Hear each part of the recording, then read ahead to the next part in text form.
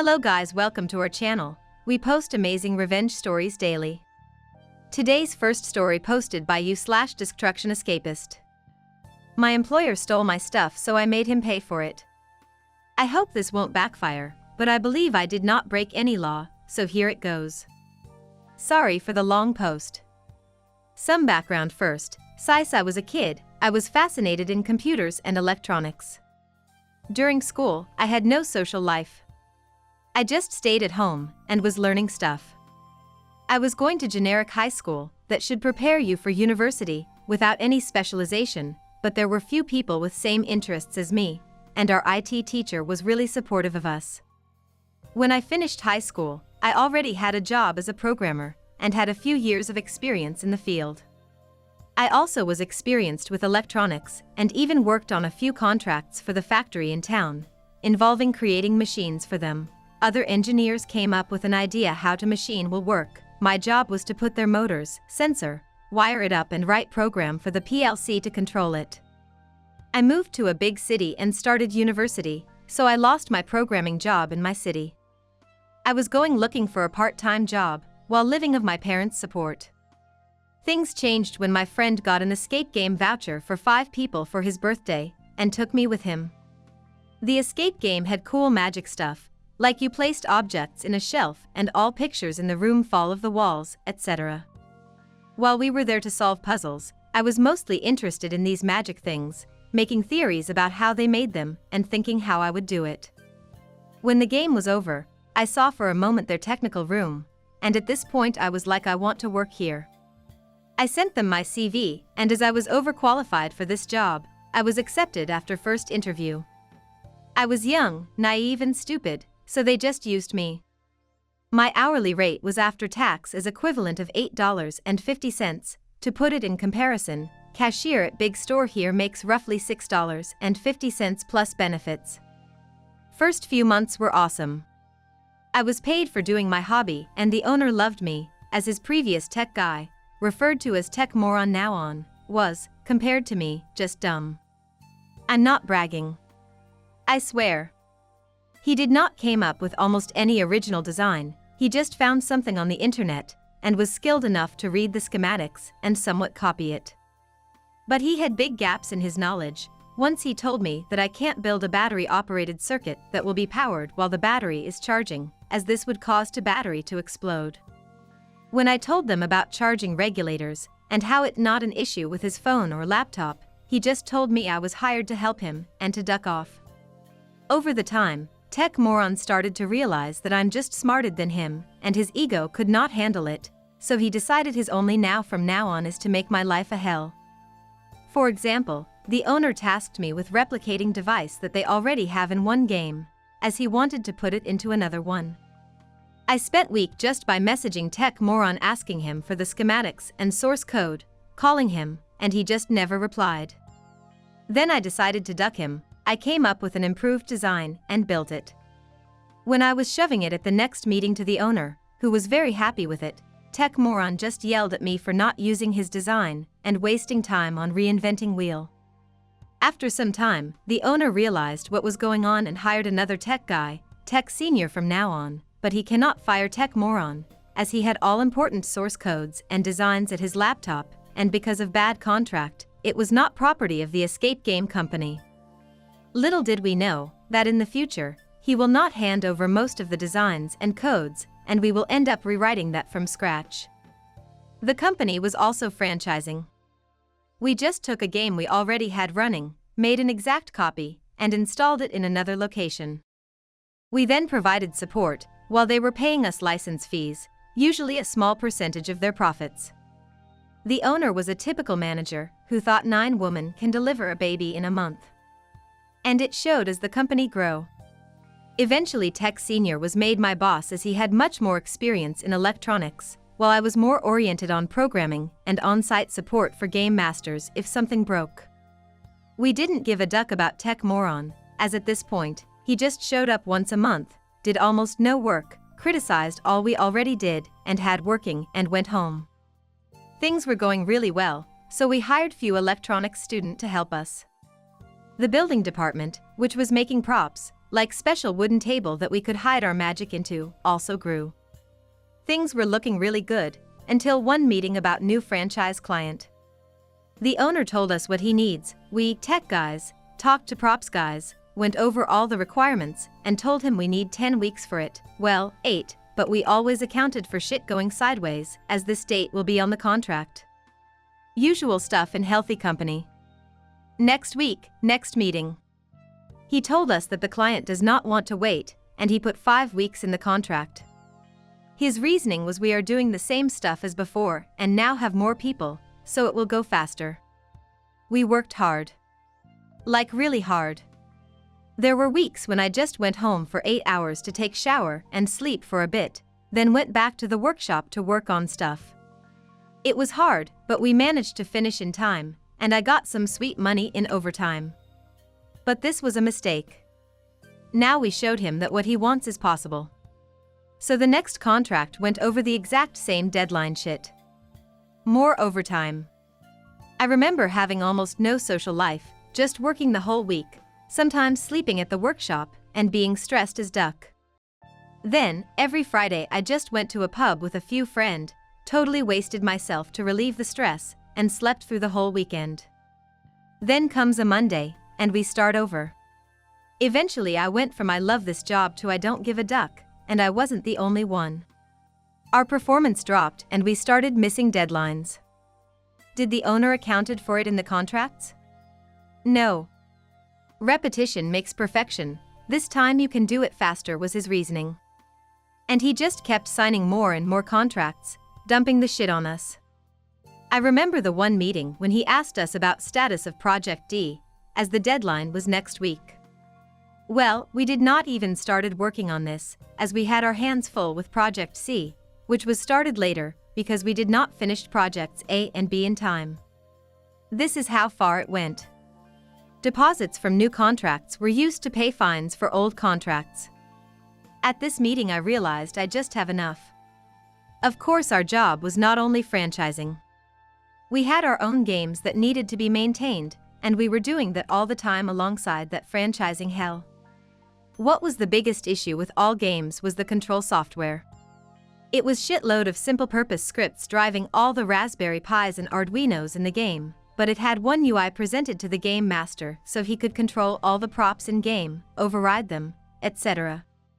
At least in theory. But oh boy, it was buggy like hell. Sometimes not working at all, sometimes you wanted to shine light on object to give the players a hint, but instead it opened doors to the next level, etc. It was no universal. Simple requests required massive changes, lots of overrides were not implemented correctly. One day, the owner finally agreed to my demands and allowed me to rewrite all of that. It took me few months, but I created Universal Engine that could handle all the shit game designers were asking us to do, was easy to expand, had error protection, and recovery tasks. Now, if one prop stopped responding, you just opened the debug page and clicked restart. This was a game changer, as previously the game master had to switch off the power, and sometimes that was not possible during the game. And my biggest achievement, I created easy scripting language which was used to describe the game workflow. The game master now had a shitload of working controls and option to interrupt predefined tasks and change the flow, but that barely happened, as the game was now almost automatic and he was there just to give hints. I was not comfortable running this software on the Raspberry Pi that was there for the previous control, and I wanted a better hardware for that. My request was always denied by the owner, but the games manager wanted the new software working ASAP. To this point, we were always just testing it from my laptop, so I decided to lend them few PC. Some time ago, friend from a big corporate pulled a shitload of Dell Optiplex workstations from eScrap. They were working fine, had Intel i5 CPU, 8 gigs of RAM, decent onboard graphics, DisplayPort, USB 3.0, fully working computer. You could buy them refurbished for about $200. The company just had no use for them, and nobody wanted to go over selling them, so they just dumped them. I had stack of 20 of them at home, just collecting dust. I took few of them to my work, and the boss agreed we will settle it later, so I just emailed him list of all of my HW that was used in the games, 5 PCs, some Wi-Fi routers, old tables, some monitors and other stuff I had collected mostly from e-waste, fixed it, and had no use for it. Of course, I did not told them I got that for free, and was expecting them to pay me for it. Fast forward, I was fed up with the franchising deadlines, and got few job offers that made me realize my real price, and that I was abused young kid in his 20s, working for almost nothing. But I was waiting. In the next month, my software was deployed in the remaining games. Tech Moron was out of the picture for few months now. Tech Senior had some programming knowledge, and was able to use my scripting language, but had very little understanding about the insides of the complex engine I wrote, which was now being developed for over a year. I had results, I was important, and I had demands. I scheduled meeting with the owner, where I wanted to present the list of all the wrong things, and what I want to do about it. It all came to a single argument: I'm not happy here, but you need me, so you will fix these issues, and give me a raise, or I'm leaving. And I will stand my ground. Recruiter from a big IT company I wanted to work for messaged me on LinkedIn few weeks prior, and I already went on the interview, so I had an escape plan prepared. The future looked bright, and I was ready to make it happen. The day of the meeting came up. I was in a good mood until there was a nasty accident in the workshop. I don't want to post any details, as this would identify me in a second, but this even is important. I, being the youngest one here, not even responsible for the mess, was tasked with cleaning it up. I had an argument with the workshop manager about me being a programmer, and not a radioactive waste cleaning lady, but in the end, I just broke and started cleaning. Halfway through it, almost vomiting from the smell, I just snapped.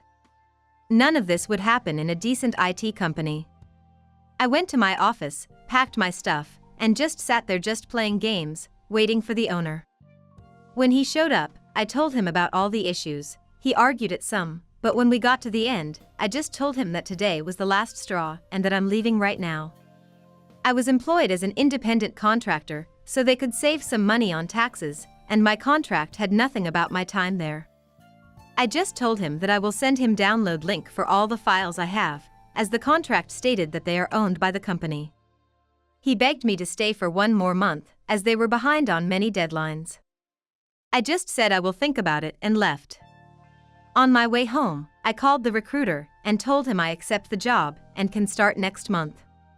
Next day, I just made a big archive of about 150 gigabytes of files, backups, etc. that I had, uploaded it to my server, and emailed the link to the owner and Tech Senior. I then spent the next 2 weeks in bed, watching Netflix and ignoring calls. For the last week, I showed up to help clear up some things, hand over my projects, asked about the computers and other stuff I lent them. He told they will pay for it, and then left. I was lucky as hell. The next month, the corona happened, and month later, they were forced to close all games by government, making their income go almost zero overnight. This, I believe, was the reason they never paid me for my stuff. Even I repeatedly asked until I got tired of it. Time went by until few weeks ago, when I saw the Tech Senior was looking for a new job. I messaged him and we talked. He told me that they survived by doing private events for companies, until they could open again month ago. All the other tech guys except him were let go, but he managed. Until he got into an argument with the owner. He did not told me much details, the owner wanted something either impossible or expensive as duck. When he presented cheap alternative, the owner just snapped Ed and fired him on the spot. He tried to reason with him about not firing him until he can teach his successor and find a new job in the meantime, but he was fired on spot. Week later, I got a call from the owner. He hired the younger tech guys he fired during COVID and wanted me to come and answer their questions, mostly about the engine I wrote. I agreed, but as we were planning the meeting, I was suspecting he just wants me to do it for free. When I brought up the hourly rate, he just told me we will solve that later, hang up and never called again.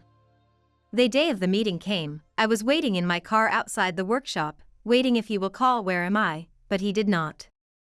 Few days later, I parked next to warehouse where all the games were held, with a Yagi antenna in my car. Surprise, surprise, the Wi-Fi routers I lent them were still there, with the password unchanged. I connected to the Wi-Fi and poked around the network. All the PCs that I lent them to run the software on were still there, still running the Linux server I installed there, and looking at the logs, they were still used to control the games. I wrote a script that runs on boot, rolls a dice, and then deleted the whole drive. I was connected to MY Wi-Fi router, making changes to MY computer, formatting MY drives. Then I drove away. Few days ago, I got a call. Apparently, when the Monday shift came in, the control system for one of the game was not responding, the browser was showing timeout. They decided to reset power for the whole rack where all the PCs were multiple times, hoping it would start up, because turning it off and on again always works. When they decided to stop trying, they find out that all 8 games were dead. The new old tech guys figured out that the drives probably died, but had no knowledge about my system, so they could not set it up. When I asked about Tech Senior, the owner made some excuse about him quitting and not wanting to work for them anymore. I told him I was happy to help. In the end, this used to be my dream job. But I now work for a big company. I don't have much time and it's expensive. I can come over to set it up, but my hourly rate now is $150. He talked me down to $100, which was still about twice as much as I make now.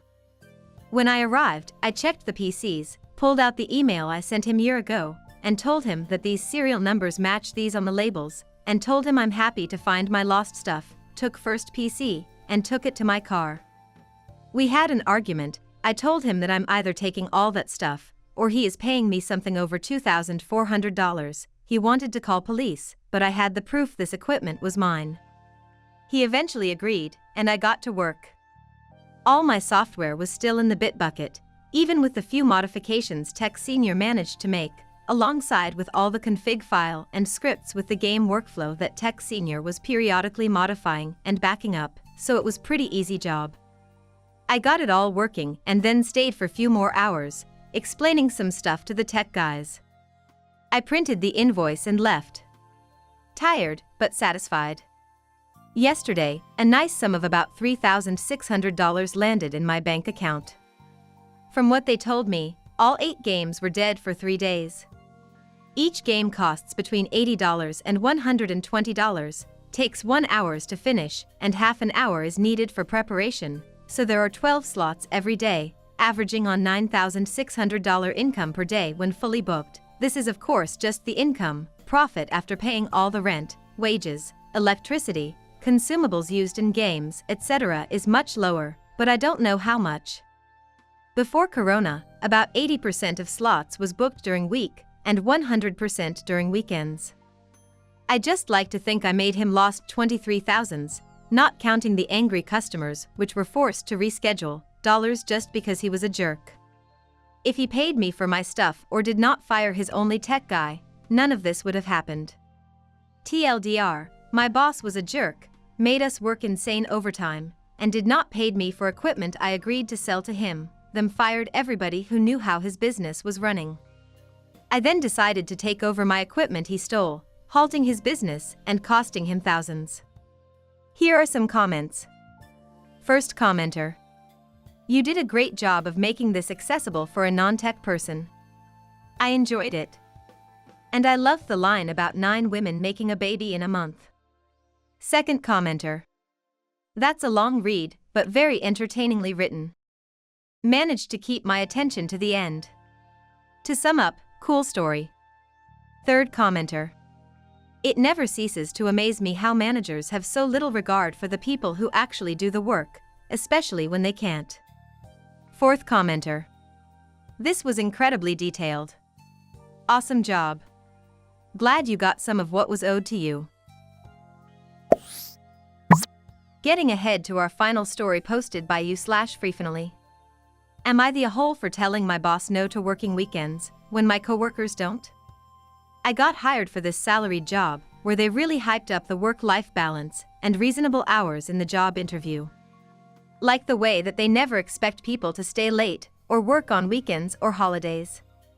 That turned out to be BS.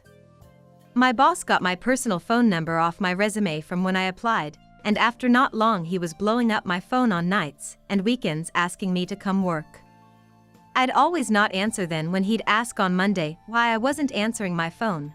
I'd pull out my work phone like, sorry, are you sure you had the right number? I'm not seeing any missed calls, and he'd often say he called my own cell, so I'd say that I don't really use it much, I leave it home a lot. And when I do check it I've usually got like 40 missed calls and my voicemail is always full, so I probably miss stuff unless I'm expecting a call at a certain time. And that if he needs to reach me he should try my work phone, because I'm very careful to follow up on any call to that within one business day. He asked me how he could reach me outside of 9 to 5, because he sees I leave my work phone on my desk at night and over the weekend. I said that honestly I'm not glued to any phone on the weekend, so if he needs me to take a call on the weekend, could he make it a meeting request and put it on my calendar, so I know to be available? Or if I know I won't be available to take a call, I can suggest an alternate time to call. He said that wasn't really gonna work for him. More often things come up last minute, and when he calls people on the weekend it wasn't planned. And that he's not calling for a teleconference meeting, he's calling asking people to come in. I said that on the weekends I usually have commitments that were made 1 to 3 weeks out, and I'm not often able to cancel a previous commitment with under a day notice. So if he needs me in on a weekend it'd be best if he could schedule that 3 weeks out so that I know not to make conflicting plans. He said that wasn't possible, and I said okay, he could try and reach out, and I'd answer the phone if I heard it ringing, but I wasn't always on the phone so I might not catch it always. Anyway, I've gone back to ignoring his calls, and my coworkers have gotten kinda frustrated with me saying that coming in on weekends is part of the job, and that I wasn't pulling my weight. I said that I don't know what job they signed on for, but in my job interview I was promised regular hours, and took my pay based on regular hours, so I'm working regular hours. My coworkers got frustrated and said that if everyone did what I was doing nothing would get done. I said maybe nothing should get done then, if it's coming at the cost of y'all not being home for dinner with the family. I don't really think my coworkers see it as an option to say no, so they're angry at me because I'm doing it, and they're not comfortable doing it. Am I the a-hole for not working evenings or weekends? Here are some comments. First commenter. Not the a-hole if shit isn't getting handled during the work week, then that's on the people slacking off. The only time I ever came in on my days off when I was in the military, and literally ordered to. Second commenter. I think there are laws that cover even how many hours salaried employees can work without overtime pay. That said, you might not have your job long at this rate, not the a-hole. Third commenter. Not the a-hole, tell him you'd start working after hours if they changed you to hourly with OT, and see how fast he backpedals. This is the end of today's video. I hope you enjoyed the video. If you liked it please don't forget to hit the like button and comment below. If you don't want to miss such more videos please don't forget to subscribe us.